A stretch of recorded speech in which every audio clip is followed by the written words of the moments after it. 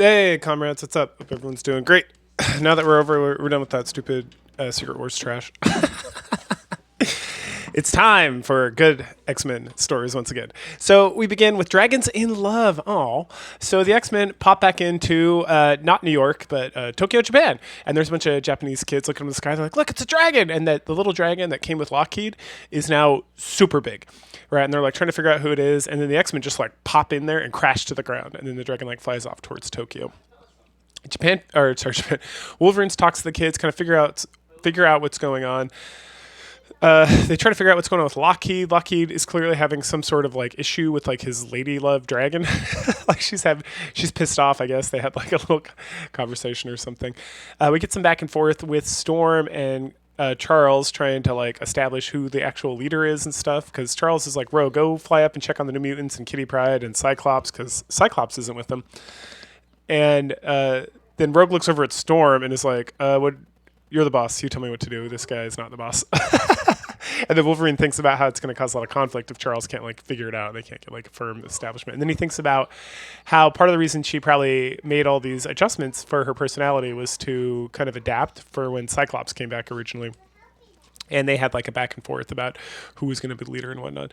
Meanwhile, the dragon has hit Tokyo, and the Japanese people in the Marvel universe, giant monsters exist, and there's a monster island where they keep all the giant monsters, and they are well prepared to fight giant monsters. So they initiate like their giant monster attack force.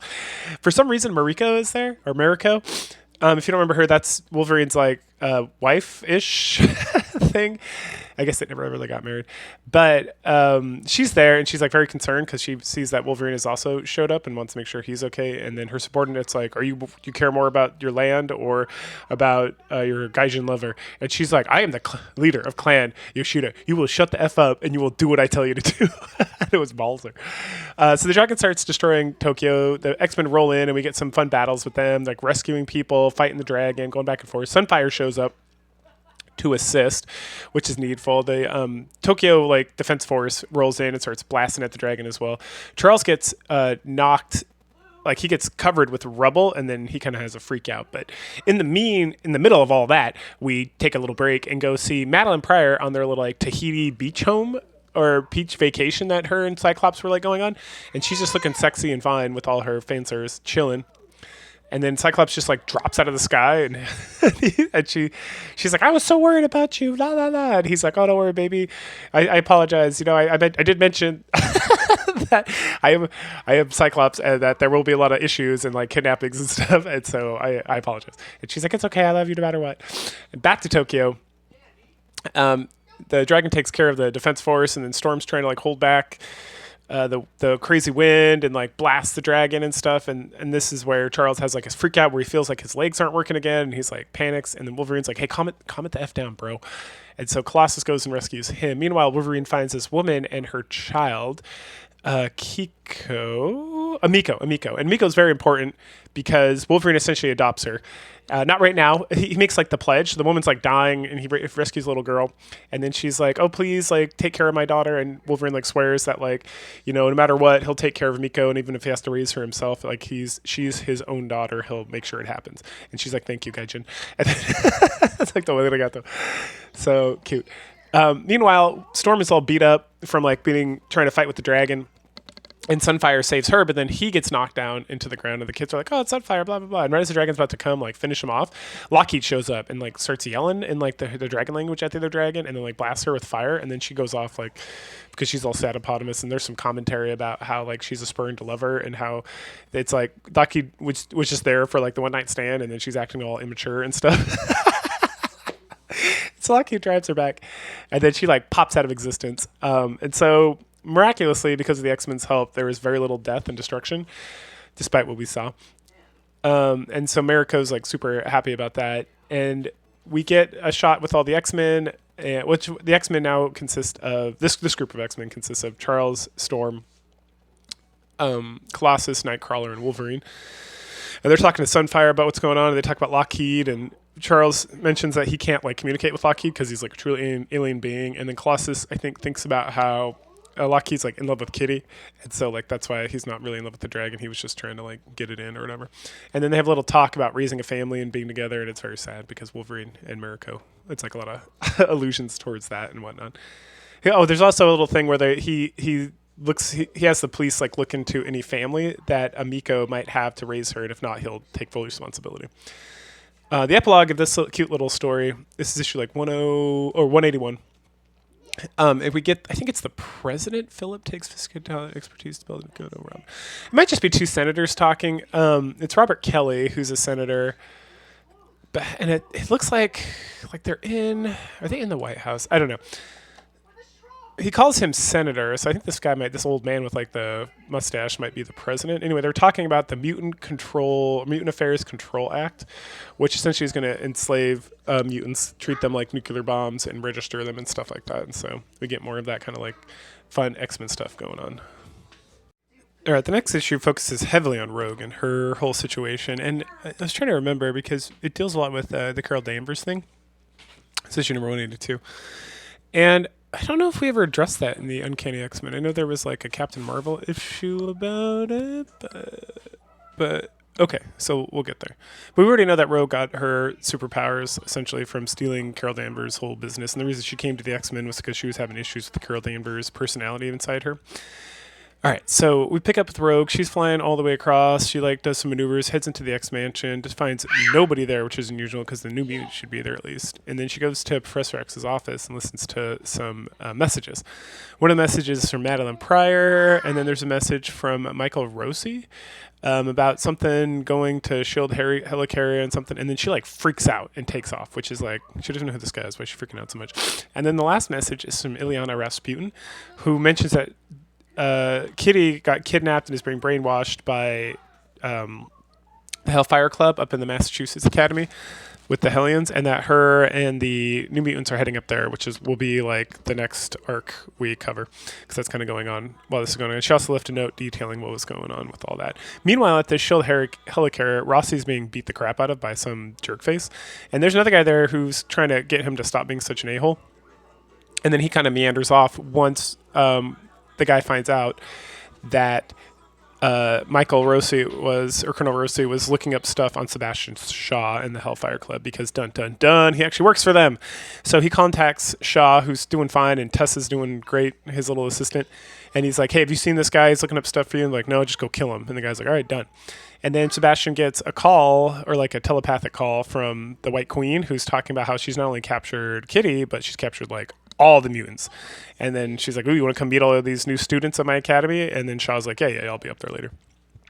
Rogue then rolls in, and she does some pretty awesome stuff. She does some pretty radical stuff with like quarters. She's super strong, right? So she just like flicks quarters into the shield carrier, like destroys all of like their internal systems. And you're like, that's funny. How would she know all that? Don't worry, we'll find out more about that. Anyway, she bashes in, beats up a bunch of dudes, smashes a bunch of their like security system up. And then the guy who was working for Shaw, like the whole thing is like shutting down with security. And so he like slides through this door pretty epically and then shoots, I think his name's Price, the guy who was beating up the other guy in the head. And he's like, oh, so what I'm going to say is that Rossi was trying to fight with you. And then he took your gun and shot you. And so I had to shoot him. And then at that point, Rogue rolls in and the guy tries to shoot her, but she's invincible, obviously. And so then she grabs the gun and smashes it and then knocks the guy out in like One Punch Man style, picks up Rossi, and she has like a lot of feelings about this. And so she like blasts out of there, and then it's so good. And then some fighter jets like chase after her, and she takes one out with like another quarter or penny or whatever. And then the other one just like bails. It's like, nope, I'm good. She then heads to Massachusetts, and she's thinking about how like, oh, this is my grandmother's like midwinter home, and like, my parents won't be here, so I know it's going to be safe to like keep this guy here. And she's bringing him in and thinking about how this is like when she brought him here before as her lover. And then she kind of wanders off to think about like her mom, and you're like, holy cow, something's like not right about this whole situation. Eventually, Rossi like wakes up, and then Rogue's there, and she made like this special suit that only Carol Danvers knows about. And she's talking to him, and the guy's thinking, he's like, oh, I remember Professor X telling me about Rogue. I thought she was from the South, but she has like a Boston accent, which is Carol Danvers is from Boston area. So they then talk, and it becomes very obvious that the Carol Danvers personality is like taking over Rogue, and they go back and forth and back and forth. And he's like, "I don't know you. Like, you're Rogue. You're not like Carol Danvers." And she gets really upset. She looks herself in the mirror and is like, "That's not what I look like." And she's like saying all this stuff that only Carol Danvers would know about Wolverine and Rosie and her and their adventures in like the good old days. And then she like freaks out and runs outside and smashes her head, and she's seeing all these memories of Carol Danvers when she was like a kid with her brothers and what happened to them. And then she recalls the incident in, I think, San Francisco. Or was it New York? A battle of the death, attempt tragedy. No, it was San Francisco. In San Francisco, where she absorbed so much of Carol Danvers that she took not only her powers, but her personality and her emotions and her memories. And then she's like crying and everything. And Rosie comes up and they like yell at each other. Or she's like crying and freaking out. And he's like screaming at her because Carol Danvers was like one of his lovers and they were like best friends and stuff. And then she's like asking for forgiveness and all this stuff. And she's like, I don't know, maybe I killed her. Carol, I don't know where she's at. And then Michael like smacks the crap out of her, which, she was taking bullets like 5 seconds ago. So she clearly is like wants to be punished. And then Rosie like storms off and he's like, I wish I had the power to kill you. And she's like, so do I. So do I. We epilogue this issue with going back to the carrier, and Fury's back, and he's got a picture of Rogue to the guy she like one punched man. He's still alive, and it's like, hey, and the guy's telling the story that Carol Danvers like took a gun and shot the guy, and then he ran in there and then got smacked up, and then what's her name? It's not the good lady from the show. It's like the one before her. Her name's like no. It is. It's Valerie Cooper. Okay, yeah, I think that's her name. No, was it? Is it me? Valerie? I don't know. Anyway, so his like personal assistant lady is thinking about how like it doesn't make any sense. Like Rogue would kill somebody when she can just like one punch man people to death. Like why would she shoot someone? That doesn't make any sense. But Fury's like, whatever. No one attacks my shield carrier and gets away with it. So then he puts like an all hands alert on Rogue to like go get her and use deadly force or whatever, which wraps up that issue. We finish up this video with the X-Men number 1, Uncanny X-Men number 183. And then for this, we jump ahead of the arc in 2 weeks, the Hellfire Club, or the Hellions versus the New Mutants, because we pick up after that whole incident has been taken care of. So Kitty and Peter are sitting on a bluff in New York somewhere, and they're discussing everything that occurred with Peter and how he fell in love and how he doesn't love Kitty anymore. And, she's not taking it well, but she's taking it well on the surface, but inside she's like, being destroyed completely, and Peter's being very selfish, and the way he's approaching this is very childlike. And we found out somewhere in this issue that it's been 2 years since she joined the team, so she's 16 and he's 20 now, right? So at some point she is like, I gotta go, and so she wanders back to the X Mansion and thinks about how everybody knew he was going to talk to her about and how she feels upset about that, but she's like an adult now because she's 16, I guess, and so she's got to kind of like grow up a little bit and deal with the hurt and stuff. She gets back to her room and Ileana's there doing stuff on some fancy computer looking thing, and then she lays down in bed and Lockheed's like, you okay? And she's like, I'm fine. And then she starts crying and Ileana comes and hugs her. Meanwhile, in the danger room, Rogue is like pushing herself, and Storm comes in and thinks about everything that happened between her and Rosie and how she's like losing it, and she goes down and says like, you got to stop, you're going to kill yourself, like you're acting like a mad person or a mad woman. And Rogue's like, I am a mad woman. And then Storm's like, I'm here, we're here for you, just reach out and touch me. She's like, no, I'll steal your stuff. And she's like, you dummy, we're both wearing gloves. And Rogue's like, stay away from me, and she storms off as well. And Storm thinks about how the professor is off with the New Mutants after the previous their arc, which we'll get to in 2 weeks. And but she wishes he were here for help. Then we get to like the main thrust of the episode or the issue, where Colossus wanders into the house after meandering about for a while, and then Wolverine stops him immediately. And we have a really good shot because we finally see them like standing next to each other in like proportional height. Like Wolverine's like 5 feet tall, and maybe 5'5", and Colossus is like 6'5", and you could see like the drastic difference in like their height when he stops him, and he's like, put this jacket on, we're leaving. And he's like, no, I don't want to. And Wolverine's like, I'm not giving you a choice. And then Nightcrawler sees that they're going, and he pops in there with him because he's got to act as a referee for whatever thing that Wolverine's going to do.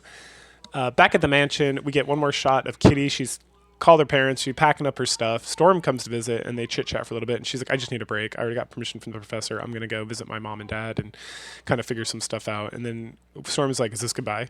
And she's like, no, it's not. I'll be back. I just don't know when. Maybe when I stop crying. I hate Peter Rasputin, but I also love him. And then they hug it out.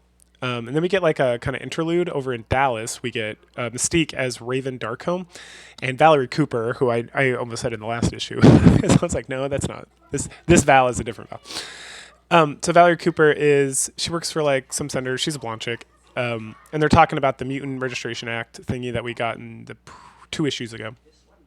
And how it's like very dark, and then Mystique's thinking about how she's got to protect her own, and like she doesn't care if the rest of the mutants fall, but like she's going to take care of her people. Okay, now we get back over to Manhattan, where Wolverine is driven in with Nightcrawler and Colossus, and they're at some bar, and they're drinking, and this is where we get like, oh, Peter's like 20 years old now. He's getting carded, and he says, "I'm nearly 20," and then Wolverine's like, he's of legal drinking age, and I was like, at what point in like the 1980s was it legal for a 20-year-old, for a 19-year-old to get drunk in a bar in New York? All right, whatever. Anyway, and then Nightcrawler and Wolverine spent a lot of this issue discussing like Wolverine's like tough love approach to the situation that's going on, and Nightcrawler's like, I don't know if that's the best approach, and Wolverine's like, it's happening. And so they start talking, and Wolverine's giving him a hard time, and Nightcrawler's kind of giving him a hard time, and he's being very defensive about how he treated Kitty and about being in love, and is he really in love, or is he just like afraid of Kitty and Doug, and he was like reaching out for anyone else, so he's Doug, and it's like, is that real love? Did the way he treated Kitty, was that proper? And then Wolverine's like kind of scouting around the room, and he sees our friend Kane Marco, the Juggernaut, and he's trying to get with some frail, as he likes to call it. And he's like, got it. And so then Wolverine essentially gets Colossus to stand up and then pushes him into Juggernaut. And the Juggernaut like pushes him out through like the wall, and then Colossus comes in, and then we get a battle. And Nightcrawler's about to go help Colossus. But then Wolverine's like, no, just let him figure it out. This is all going according to plan, because if Wolverine was going to like beat him up or figure it out, but then because Colossus or Juggernaut's here, it's like even better. So they fight. They like destroy this bar, and Wolverine and Nightcrawler just make like commentary on the side. And Juggernaut's actually being pretty kind. He's just like beating him up. He's not trying to massacre him. And we find out that he had just fought like he had been stuck somewhere, and then he finally got out, and he came here to like chill. And then Spider-Man put him in like concrete, and he's like so tired. And he's just like, I just want to like bang a chick and like relax. Like I'm so tired right now. Like, which is nice, because we're starting to really get like more nuance with a lot of these characters. Like Juggernaut's not just some like wackadoo evil villain, and Wolverine's not just like a crazy psychopath, right? Which is why one of my main issues with Secret Wars is that he acts like a crazy psychopath when like he's been growing as like a maturing, like mentoring kind of character with a lot of wisdom and like 100 years of experience for a long time. Anyway, so Juggernaut, they fight. Eventually, Juggernaut crashes the whole bar down on Colossus. And then we get my favorite part of the book. And then he's standing there, and he looks over, and he's like, I missed you, clowns. And Wolverine's like, I guess we're lucky. And he's like, you looking up? And then Juggernaut's like, you looking for a piece of this action? And Wolverine's like, nope. And Juggernaut's like, smart play, shrimp. Tell the kid, for me, he did himself proud. He's got guts and heart, and he throws a mean right cross. And then Juggernaut tosses Wolverine some money to help pay for the bar. That is completely destroyed. And I'm like, man, that small wattage of like $100 bills is not going to pay for this bar, like any stretch of imagination. And then Juggernaut like wanders off, and then Wolverine and Nightcrawler, dig out Colossus, who's super pissed. And he's like, you didn't help me. We're supposed to stand by each other. You betrayed me. Something. And then Wolverine's like, oh, just like you betrayed Kitty Pryde. And he's like, what? And he's like, when she was 14 years old, she was arranged to. She said she was going to marry Caliban and join the Morlocks purely to save Colossus. And you never even said thank you. And then Nightcrawler and Wolverine just like walk off with that. And he's like, and it's like wah wah wah. And as they're leaving, Nightcrawler's like, I think that was a little harsh. He's pretty young. Because again, Nightcrawler's like in his 30s or 40s as well, and Wolverine's like 110 years old. And he's like, no. He owed that girl a blood debt, and he never even like had the respect to say thank you or to be a man about it or whatever. And then Nightcrawler's like, think we're gonna get back together, and Wolverine's like, that is none of my business. Like he just needs to like grow up, and like we got to work together, and so this is ridiculous. And then we get like a parting shot from our old friend Selene from the New Mutants. Remember, she was down in Nova Roma, and she's up here sucking the life out of some rando. And she was the frail that Juggernaut was going to like get with. And she's like, too bad I wasn't able to like suck the life force out of that guy. But after 2,000 years of exile, I'm finally free. And it's time to hunt and time to rule. Dun, dun, dun. And that wraps up this. So go ahead, like, share, subscribe, comment, and I'll catch you guys later. Bye.